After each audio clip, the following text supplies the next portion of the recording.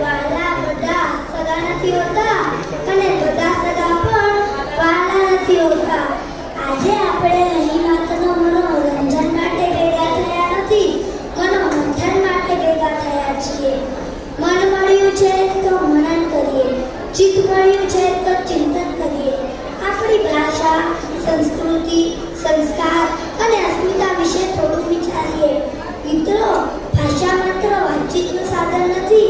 ભાષા એ આપણી ઓળખ છે, સંસ્કૃતિનો આત્મા છે. ભાષા જીવંત રહેશે તો સંસ્કૃતિ જીવંત રહેશે. કન્નડના વિખ્યાત સાહિત્યકાર યુ.આર. અનંતમૂર્તિએ પણ એક વખત કહ્યું હતું કે દેશી ભાષાઓનું ભારતમાં કોઈ ભવિષ્ય નથી. આ વાક્ય આપણને ચિંતન કરવા મજબૂર કરે છે.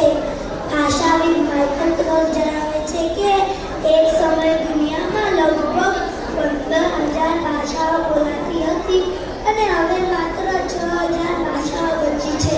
તેમાંથી પણ અડધી ભાષાઓ થોડા વર્ષોમાં લુપ્ત થઈ જશે.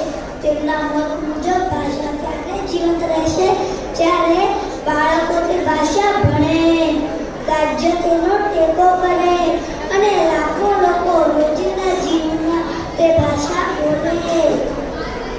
આ વાત સમજવી હોય તો પછી ભાષા તરફ નજર કરીએ. ધીમે ધીમે તેનો ઉપયોગ ઘટી રહ્યો છે. ભાષા જાય એટલે સંસ્કૃતિ પણ જાય. માતૃભાષાનું મૃત્યુ એટલે પ્રજાની અસ્મિતાનું પણ મૃત્યુ. ગુજરાતી ભાષા તો એક એવી મહાન ભાષા છે જેમાં નરસિંહ મહેતાથી લઈને નિરંજન ભગત સુધીના કવિઓએ સર્જન કર્યું છે. ગોવર્ધન રામ ત્રિપાઠીએ સરસ્વતી ચંદ્ર જેવી અમર કૃતિ આપી. ગાંધીજીએ સ્પષ્ટ કહ્યું હતું કે સ્વભાષાએ જ કેળવણીનું સાચું વાહન છે. દક્ષિણ આફ્રિકામાં રહેવા હોવા છતાં તેમણે પોતાના સંતાનોને માતૃભાષામાં જ શિક્ષણ આપવાનો આગ્રહ રાખ્યો હતો. શિક્ષણવિદ વિષ્ણુપ્રસાદ ત્રિવેદી પણ કહે છે કે બાળકની કેળવણીનું શ્રેષ્ઠ માધ્યમ તેની માતૃભાષા જોઈ શકે. મિત્રો, અંગ્રેજી શીખવી જરૂરી છે, પરંતુ માતૃભાષા ભૂલી જવી ક્યારેય યોગ્ય નથી. સાધુ સાગરદાસજીએ ખૂબ સુંદર વાત કહી છે. Mother tongue is the language of culture and English is the language of information.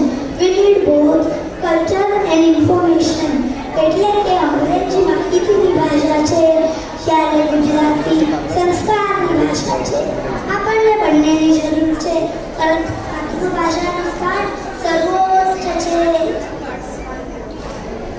વિશ્વ વંદનીય પ્રમુખ સ્વામી મહારાજ ભાષાના નાશમાં સંસ્કૃતિનો નાશ જોતા હતા. તેથી જ BAPA સંસ્થાએ વિદેશોમાં પણ ગુજરાતી શીખવા માટે સન્ડે સ્કૂલ શરૂ કરી.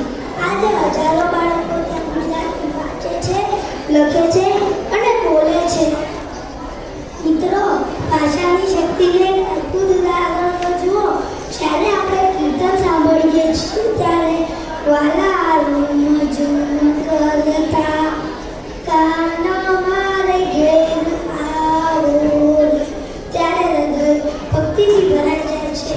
પરંતુ જો એને અંગ્રેજીમાં ભાષાંતર કરીએ તો dear dancing dancing here come to my home, તો શું એ જ મદદગાર રહેશે? શું એ જ ભક્તિ અનુભવાશે? શું એ જ આનંદ મળશે? ના, ક્યારેય નહીં. કારણ કે ભાષા માત્ર શબ્દો નથી. ભાષા એ લાગણી છે, સંસ્કૃતિ છે, આત્માનો અવાજ છે. એક લેખકે ખૂબ સુંદર વાત કરી છે.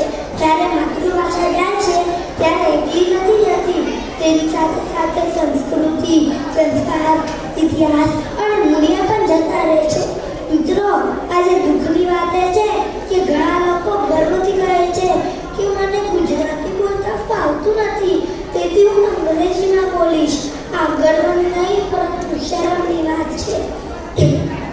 ગુણવંત શાહ કહે છે કે મને મારી માતૃભાષા ગમે છે કારણ કે મને મારી બા ગમે છે. આ એક વાક્યમાં માતૃભાષાનો આખો મહિમા સમાઈ જાય છે.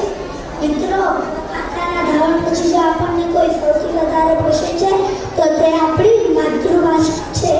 ચાલો આજે આપણે સૌ સંકલ્પ કરીએ, અંગ્રેજી જરૂર શીખીશું પરંતુ ગુજરાતીનો ગર્વ ક્યારેય નહીં છોડીશું.